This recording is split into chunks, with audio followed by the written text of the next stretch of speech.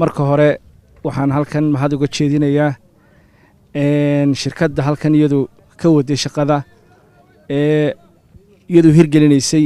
mashruucan dawladda Imaaraadku ay ugu deeqday dalka Somaliland sida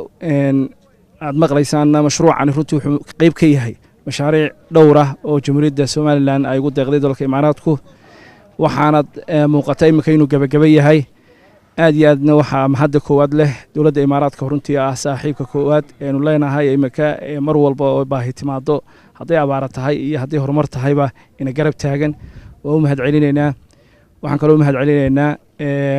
iyagu dadka community-ga ah ee halkan degan sida wacan qalbiga furan u soo dhaweeyay mashruucan la shaqeeya heeraya habeenba gaashaanka oo ah